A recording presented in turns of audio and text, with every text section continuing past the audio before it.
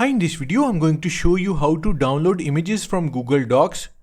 Extracting images from Google Docs allows for easy access to images for reuse in other documents, presentations or projects. So let's start the video. To save an image from Google Docs, first open your Google Docs document. As you can see, this document contains two images.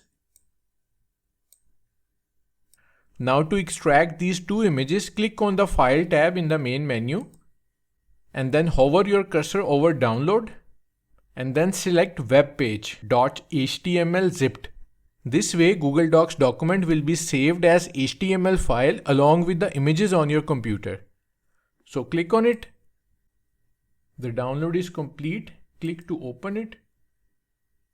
Now unzip the file.